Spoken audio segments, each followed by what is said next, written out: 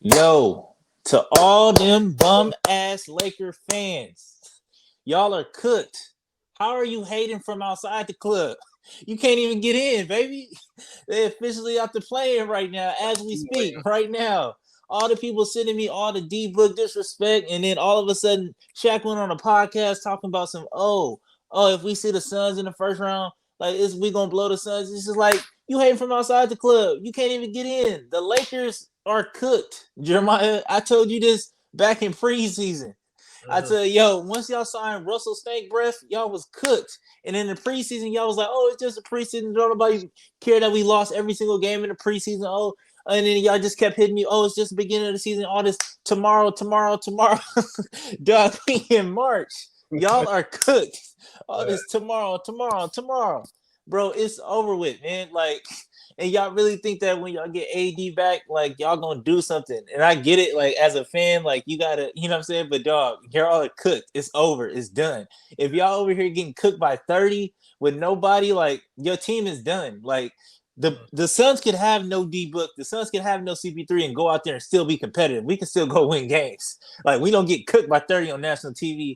And like, dog, how do they keep getting national TV games? Like that Bucks Phillies game was crazy. Like Giannis with the crazy block at the end. Like, stop putting these dudes on national TV, man. They cooked. Don't listen to nobody on the national narrative talking about the Lakers can do X, Y, and Z. These dudes didn't cook. They've been cooked since August, since y'all signed Russell Stank Breath. But anyways, man, let's dive into the game and tell me what you thought. Tell me what you think about it, man.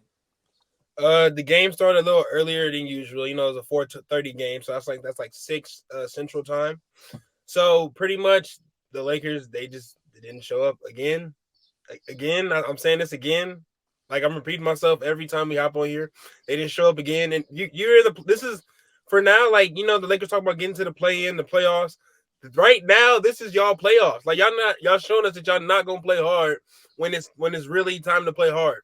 And I said this a few games ago too. Like the Lakers, they do not deserve to be in the playoff, the play-in, the nothing. They've played terrible basketball all season long. They're sub 500, and it's just not fair to the other teams that have to go against them and have a chance of they have a 50-50 chance of losing because they have X, Y, and Z on their team. I don't think that's fair to the other teams that have played, remarkable all season, i.e. the Clippers and the Timberwolves. Like they stayed above ground all season. So I just don't think it's fair the Lakers get to still have a chance to make it to the playoffs, even though we went. Hold on. Wait a minute now, player. Y'all 11, so y'all still don't have nothing. We played the Pelicans on Friday. Yeah, y'all played the Pelicans. Listen. Until it's over, as far as it's over, they still have a statistical chance to get into the playoffs. That's what I'm referring. I get that, but so, until it's over. Go ahead. I was gonna say I appreciate these last. I appreciate at first I was a little iffy about the plan, but now I'm really starting to appreciate the plan because it's like these games are really turned into like you kind of have to play like these last few. You know what I'm saying? These last weeks, especially watching y'all. I'll be lying if I said I wasn't entertained by all y'all fails and you know what I'm saying, all y'all miss blunders and what y'all got going on right now. This is truly entertaining watching y'all get blown out by 30 on national TV. But like I said, I appreciate the playing game just because like it makes everybody stay on their toes all year long, or at least the bottom team. So it's just like if you're in that bottom spot, or like you can't really like load manage or take games off because it's like, all right, like now we really gotta play. And you know what I'm saying? I don't know. And then another thing too is just like I want to see you on the first round, but then I don't want to see you on the first round just because if we see you on the first round and we do what we're supposed to do, like we did last year, like y'all just gonna continue to move the goalpost and be like, oh, LeBron was hurt, AD hadn't came back, and woo blah blah. So it's like I'm not giving no passes on that. And everybody's healthy. That's fair. Y'all beat us and blow. I can't. The door is closed on that conversation. If that happens, like I said. Yeah, but y'all got to get past the Pelicans. No matter how it goes, no matter this in the NBA period, dudes have been saying ever since if X, Y, and Z didn't get injured, then this wouldn't have happened. So it's always going to be like that, no matter who it is. Just because the Lakers, we're one of the premier franchises. We are the premier franchise in the league, whether you want to believe that or not. But injuries and stuff like that, that's always going to be the case when it comes to what if. What if KD don't rupture his Achilles? What if Kyrie don't crack his kneecap? What if K-Love don't dislocate his shoulder? What if? That's always going to be a part of the narrative, whether we want to accept it or not. So, but go ahead. I mean, like Book said, if was a fifth, we all be drunk, baby. That's, you know what I'm saying? Just straight. If Giannis doesn't get that block on who and whatnot, then y'all champions, right? Hey man, you don't see me sitting around pouting about it. I took mine on the chin, baby. That's all I want y'all to do. Take y'all's on the chin. All right, but Y'all back put up to a okay. terrible team together, and y'all thought and y'all really sat and believed. And then the thing that kills me is just like the national media or like the you know what I'm saying, like they really hype y'all up to catch a body like that for real. It's like Shaq went on that podcast, and then you don't understand how many phone calls, how many texts, how many people at the gym, whatever. Is just like, yo, I'm ready for y'all in the first round. Y'all don't want to see us. We scary. We dangerous. Like, yo, relax, champion. Like, chill. Like, y'all, we not worried. Like, I'm not worried. I'm more worried about the Clippers, especially watching PG come back tonight. I'm more worried about the Clippers than anything because, like I said, playing the Clippers is like fighting somebody in jail with life. It's like these dudes got nothing to lose. Like they ain't got no date. They not going home. They you know what I'm saying? So it's just like I don't want to do that again. And then Tyronn Lue is like he a good coach at the end of the day. You know what I'm saying? And he make adjustments. And every game was different last season or like last time we ran against them in the playoffs. So it was just like you never know what look they gonna give you. They might go all big. They might go all small. They might you know what I'm saying take off the three. They might you know what I'm saying. So it's just so much. So I don't want to do that. I don't want to like have to go into a chess match with the Clippers again. But you know what I'm saying? I like our chances anyway. But But back to good the Lakers, like I was go saying, ahead.